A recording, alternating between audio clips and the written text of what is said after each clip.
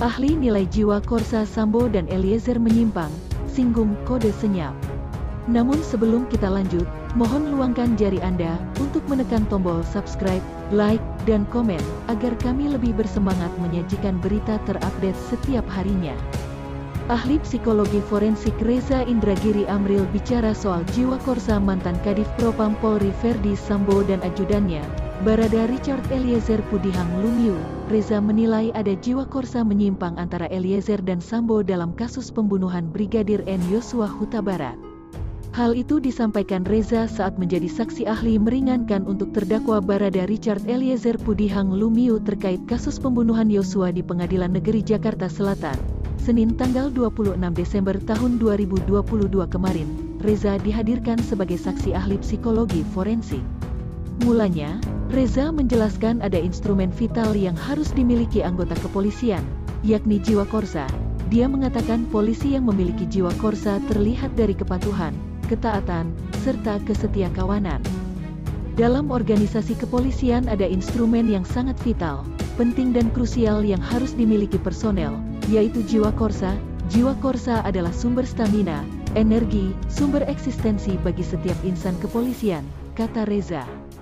Jiwa Korsa dimanifestasikan dalam perilaku setia kawan, mereka menggunakan kosakata yang sama, cara berpikir yang sama, mereka menunjukkan ketaatan, mereka menunjukkan kepatuhan, ketundukan dan keseragaman.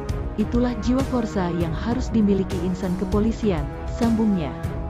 Reza kemudian bicara terkait jiwa Korsa yang muncul dalam bentuk menyimpang atau sering disebut kode senyap. Kode senyap itu, kata Reza, seperti menutup-nutupi penyimpangan atau tidak mengoreksi siapapun yang memberi perintah. Berdasarkan studi, ada tempo-tempo jiwa Korsa yang muncul dalam bentuk yang menyimpang. Inilah yang disebut Prof. Farid Muhammad sebagai subkultur yang menyimpang, yaitu kode senyap atau code of silence, ujarnya.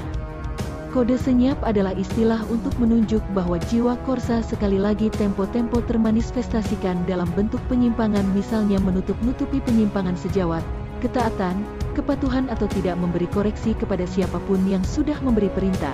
Itu contoh jiwa Korsa yang menyimpang, imbuhnya.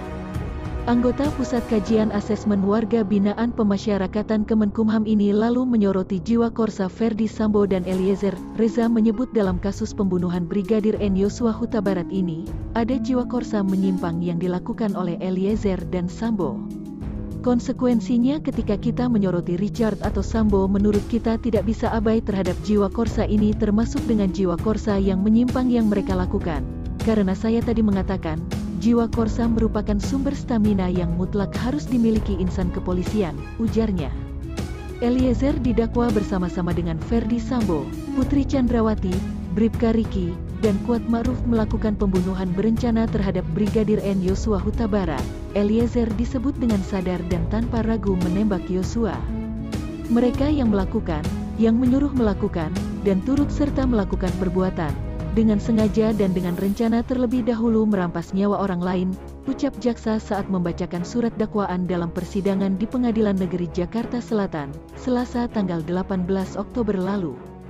Eliezer didakwa melanggar pasal 340 KUHP subsidiar pasal 338 KUHP junto pasal 55 ayat 1 ke 1 KUHP. Itu saja yang dapat kami sampaikan.